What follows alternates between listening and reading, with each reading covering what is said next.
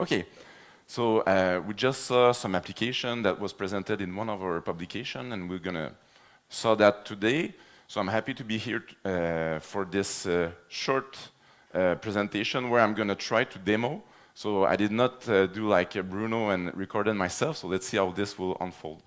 And I will present this with my collaborators. So Kiyota Poeti, who is one of the main programmers of FactFlow, and Kentaro Oishi, who is helping us tremendously with this application.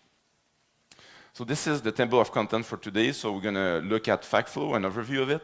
I'm gonna show you the documentation associated to the project that we have in going. Then we'll talk briefly about ferro-niobium production. That will be the main example that we're gonna cover today. And I'm planning to do 4 demos. So the first one will be related to a cool option, I think, that we have in Equilib to append some component to existing solutions. So Marcus Reuter spoke extensively about the importance of solution, and we'll see how we can overcome some limitation of our current database when we're exploring processes like the one where we're producing ferro-niobium. And then I'm gonna work through the process itself in Equilib, show you the pain it is to represent a complete process and how easy it is to use FactFlow in order to build an entire flow sheet of a process. And I'll complete my presentation with showing you some options that we want to offer in the future in FactFlow. Okay, so before we start, for us at CRCT in Montreal was super important to provide tools to do process simulation. So we spent a lot of time on building our databases. You know them, we have extensive database for different type of application. And this is really the playground that we have when it comes to pyrometallurgical operation. It goes to room temperature up to 1600 degrees Celsius and even beyond that, as we saw on the first day of application. And it is important. I've spent some time in the industry recently, and I'm aware that building a process from scratch is expensive. Even the trial are expensive. The sample itself may be expensive as well. So building a full design is costly, takes time, and of course having tools to be able to speed the process is tremendous. I also started a lab and doing some lab experiment, not easy, so it takes a lot of time.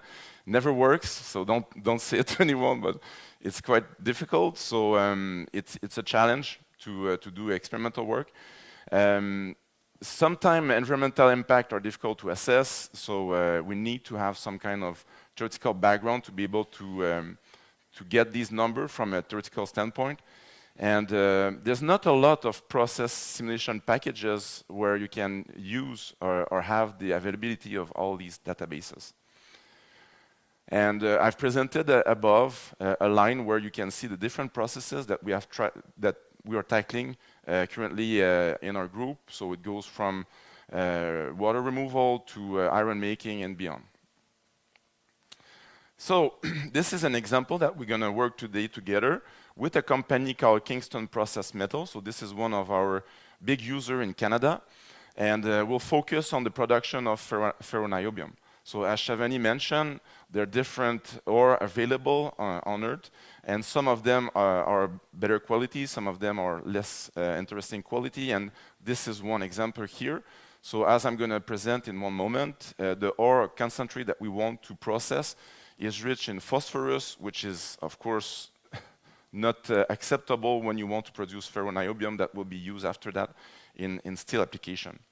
So we imagine a process that will be performed in 2 steps. The first step will be carboreduction, so we would produce iron that will also contain phosphorus, so that will be the way for us to lower the amount of our concentration of phosphorus into our material, and then the slag will be processed via aluminothermia. And of course, the partner, KPM, wanted to do some trial to see if this concentrate could be processed to produce an acceptable ferro-niobium alloy. And like, again, Shavani mentioned, there's many processing conditions that we need to tune. And since these lab scale experiments are expensive and time consuming, we needed to make sure that we understand where we were heading in terms of addition of carbon, then processing the slag into an aluminothermic reaction as well. And of course, FactSage is a fantastic tool to be able to predict and organize our thought toward the optimal condition, or at least preliminary condition that would make sense for trials. So when it comes to pyrometallurgical process modeling, we have many options, as you probably all know. We talked through this meeting about many of them. Today I'm going to demo the sequential Equilib calculation to show you that it's tedious, especially when you want to recycle stream. It's not impossible, but it takes time. And this is where I was when I started to use CAMAP some long time ago. Macro processing is also something that could be used, and we've seen application on day one of macro processing. We need to learn the language, or perhaps not. With the presentation of Bruno, perhaps we don't need to understand how to program anymore, so this maybe is not a limitation anymore. Similarly, with CAMAP and CAMAP for Python, we need to have some kind of understanding of programming, I think. But this could be circumvented now with the use of AI, but still I believe that could be some kind of activation energy to be able to use that. And finally, we're going to see a presentation by Tanay after. SysCAD, we have, and MedSim, we have connection through these interface as well. But these are not our products, so we need extra licensing. And we felt like for a customer it was important to have option when it comes to presenting, I would say, simple flow sheet, where you have application at high temperature. And of course, I'm a professor, so I have some goals, research goals, and one of them is to go toward building digital twin. We want to connect also our flow sheet with life cycle and inventories. I'm going to show you that toward the end of the presentation. And of course, we want to optimize these process operating conditions, and we're currently working on that as well. And FactFlow, what is important to remember, is a work in progress. So what is FactFlow? I think now you already saw some application previously, but I just want to explain the origin of this project. So it was really to ease the process of laying out streams, connecting them, recycling, as well as stream that would come from the output of one Equilib calculation. In the old age, I was using SimuSage, was really nice, but I felt like you also needed to learn how to code in Delphi.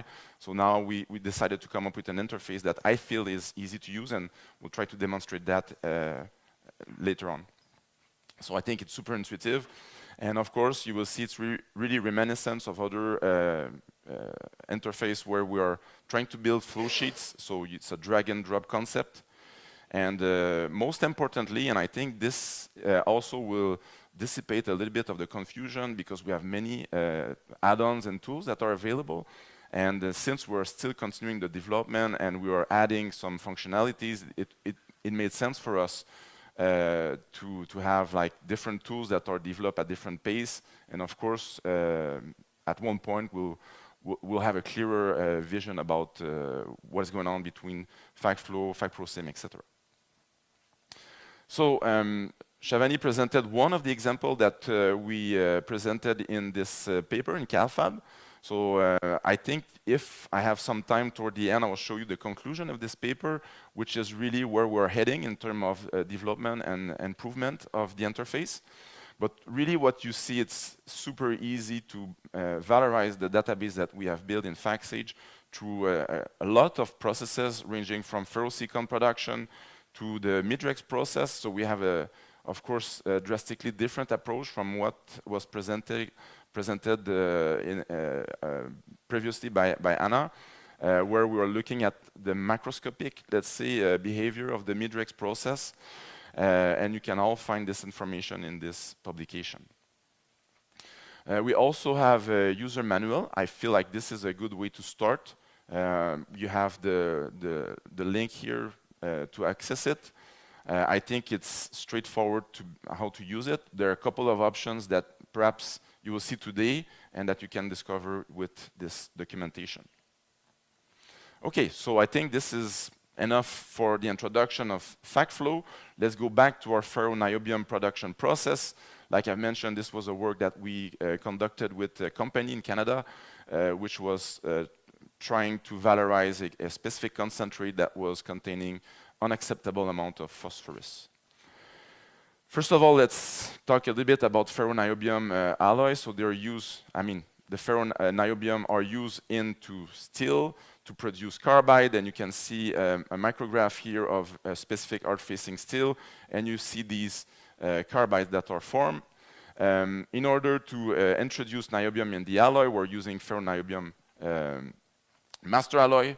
And here are the specifications on the right. So you can see that we are targeting about 60 to 70 weight% of niobium with other elements that would be acceptable, including silicon, aluminum, and so on and so forth. And you see that we have some specification about phosphorus, which needs to be below 0.15 weight%. So the question is how to remove the phosphorus of our concentrate.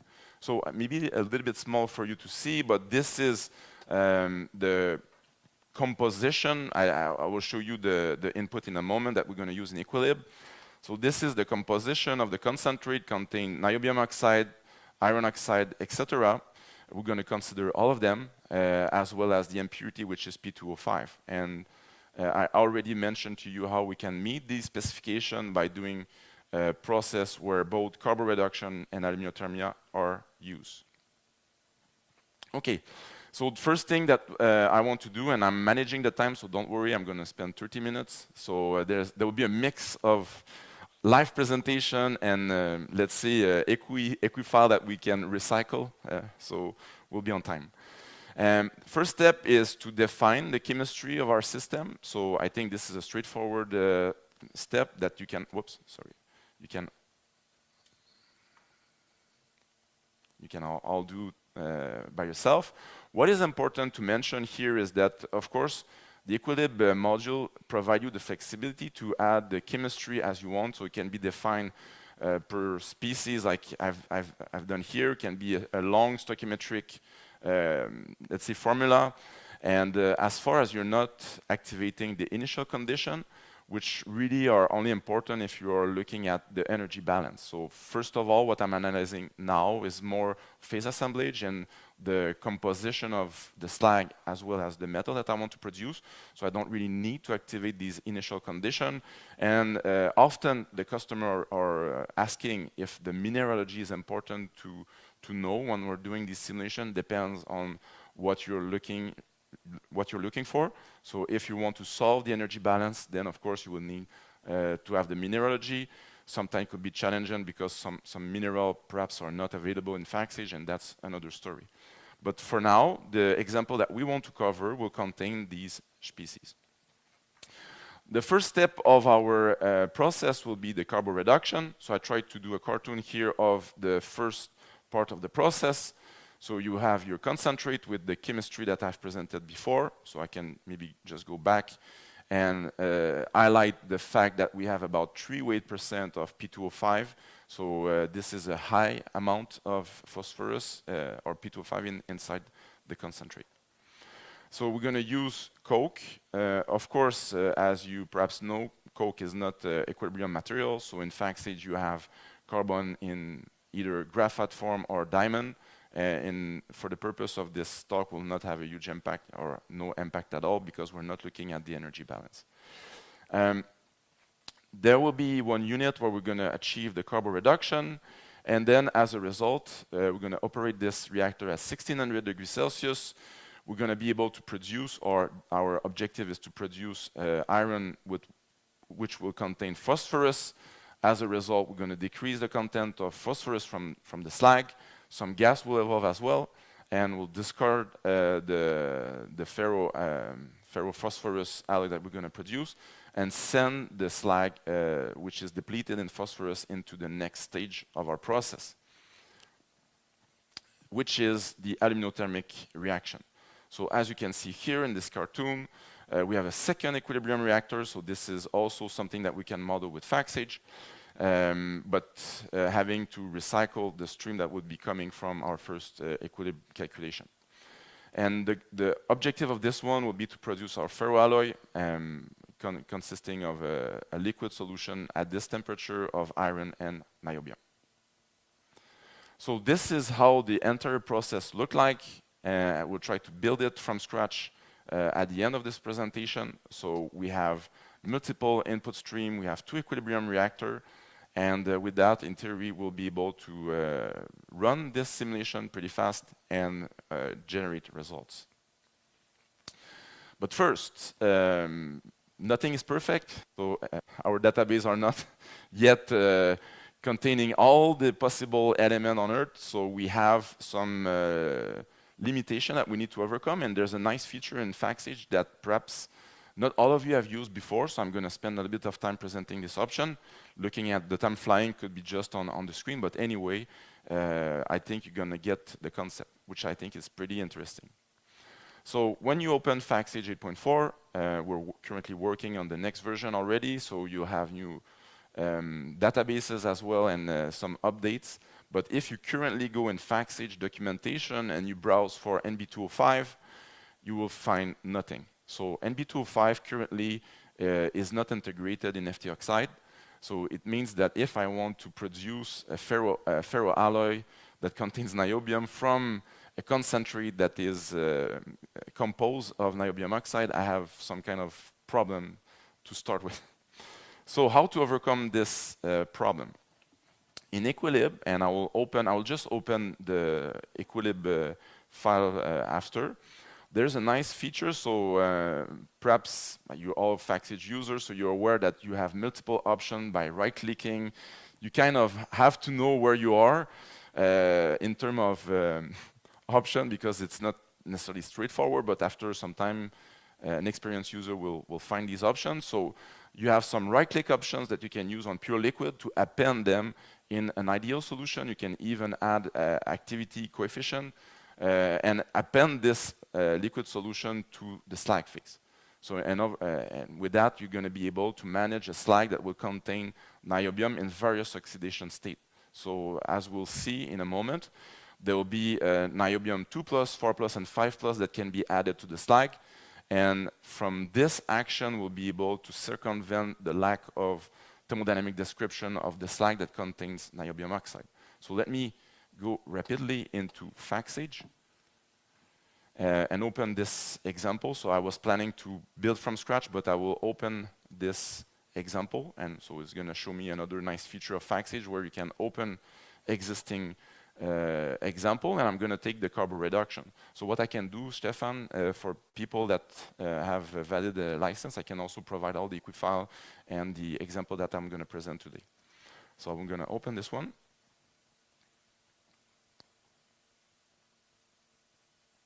Okay, so I'll go back one step to show you that, okay, this is exactly the same input that I had previously in my presentation. Just looking at the database that we have activated for this example. So I have FactPS, FT oxide, as well as FSTIL that are activated. So this is straightforward. I impose a mass balance. So Moritz talked about constraints. So we're working under NPT, so number of mole of different species, temperature, and pressure. So after that, I have a customized phase selection. But what I want to show you, and this is a confusion. A lot of people are not getting this warning here. Usually, the pure liquid that you have in the product section are n member of liquid solution. So it makes not a lot of sense to reactivate these pure liquids. But in this example, it's critical. So you have to append them to the slag. So if I do a right-click here on the pure liquid, you're going to see that I have here, if I browse down, I have 3 pure liquid that contains various oxidation state of niobium. So you have NBO, NBO2, NB205. So what I'm doing simply is to build an ideal solution. So in order to do that, for each pure liquid, you're going to do a right-click and build your ideal solution and append that to the same ideal solution, solution number 1. When you do this, you will have a menu that will allow you to impose an activity coefficient inside this ideal solution. And for now, I'm going to put 0, so it's going to really behave as an ideal solution. And I'll do the same thing with, and I can do one example, so I can do that for ideal solution number 1. And what appears are here the parameters for the activity coefficient, so I'm going to put them to 0. And this is an important concept here, so the number of mixing particle. So when you're going to dissolve NBO in the slag, So the O2 minus is already present, and the NB2 plus will be a new particle in your slag. So this is important. So the stoichiometry is NBO, so I'm going to add one particle to the slag. So if you follow me, and I'm looking now at the NB205, and I do the same thing. So I do a right-click, ideal solution number 1. And now, here in theory, I have to add 2 particles because I'm dissolving 2 NB5 plus inside my slag, and click on OK. So now I'm set up in my ideal solution. So what I want to do is to append it to the slag. So I'm going to find the slag solution and do a right click again on the plus button just at the left of the base phase name. And I can merge this ideal solution to my slag. And now this is a fancy way to append some component to the slag phase. And the rest for me is standard stuff. So we have a customized phase selection, and I'm ready to run my simulation. And because of the time, I'm going to go back to my presentation, I think, and will be limited in demo, but that's totally fine. So we circumvent this problem, and we can now work on the different scenarios. So first of all, carboreduction, and then aluminothermia. Okay, so if I run the example that I've just presented, and this is also important, so when we are doing training of FactSage, we often present a different type of figures that are relevant when you want to optimize a process. The first one is the phase assemblage as function of a parameter that you vary. In this case will be the amount of carbon that I have in my system. As I'm adding carbon, in theory I'm going to produce more ferro-phosphorus alloy. And in theory, I'll be able to decrease the concentration of phosphorus in the slag. So if I run this calculation and I present in this case the second type of graph that we typically are showing, the composition of solution as function of a variable parameter, I'm going to find this. So this is the evolution of phosphorus. So you can see that as I am producing my ferroalloy, there will first be an increase of the concentration of phosphorus and then a decrease as I'm able now to reduce P2O5 in the form of phosphorus that will be dissolved in the melt. And while we were doing that, I can see that there seems to be an interesting point here where I significantly decrease the phosphorus amount, and this will be the slag that I'm going to recycle. So in the example I prepared, I run this simulation and save the slag. So how to do that? From the output, you go in stream, save stream, and you would save the slag. And that would be the tedious work that you need to do to go to the next reactor, where you would do your aluminothermic reaction, which is the next example here. So I'm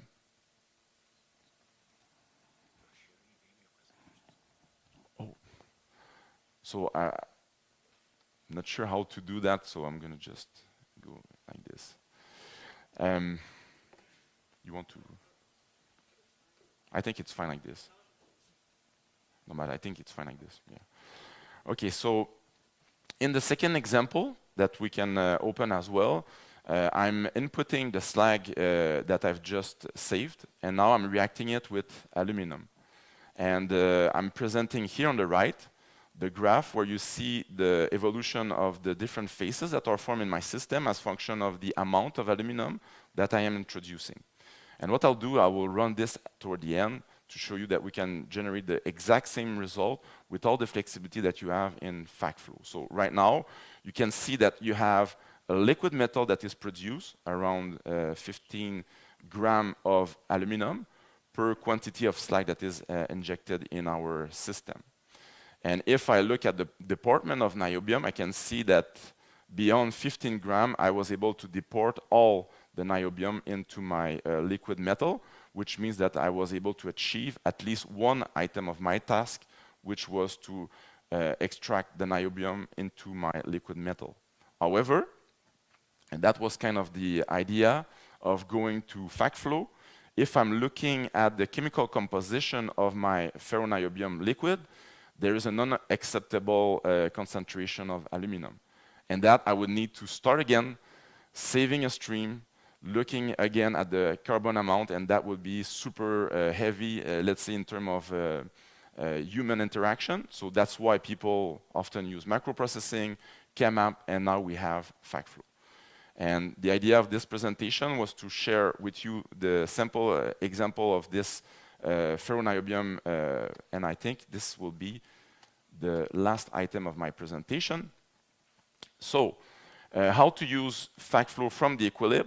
So I'm going to open the last example. I'll show you around here.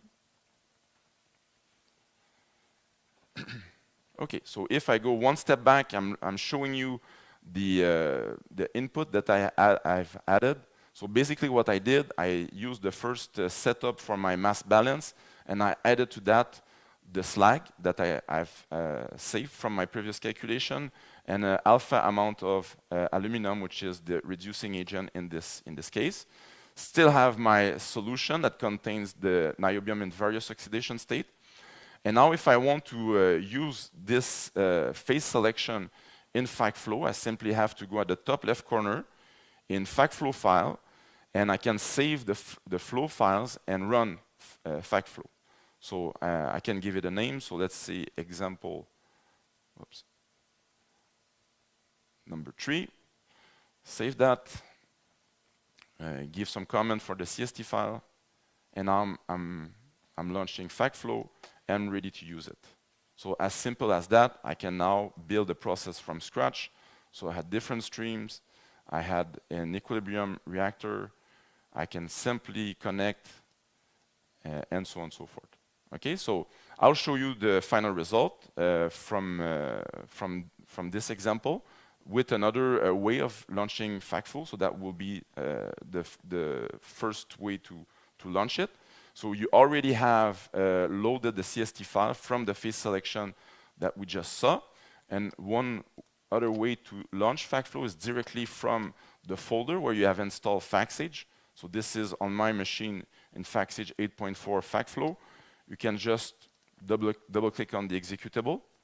And what is neat is you have a predefined folder, and I've saved my niobium, ferro-niobium example here, so I can just open it. And now I have access to my flow sheet, and I can just simply solve this flow sheet. So these are the two ways that you can start FactFlow. Like Shavani mentioned, you need a CST file, and after that, I think it's pretty straightforward.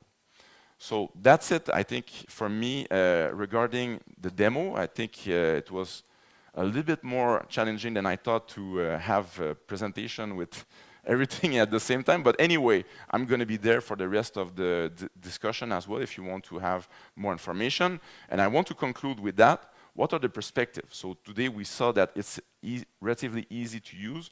FactFlow, we understand that now Equilib is perhaps still pretty relevant, but we are moving forward with the use of these interfaces.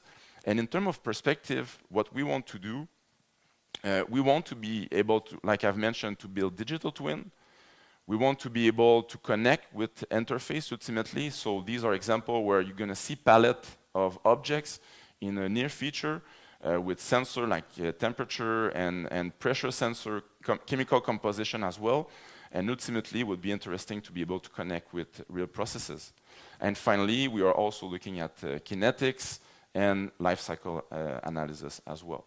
So this is a work in progress. I hope that you're using it right now.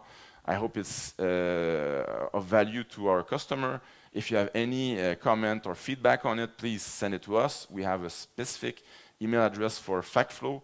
And with all of that, I think that's the end of my presentation. So hopefully you enjoyed it, and I'm here for answering your questions. Thank you so much.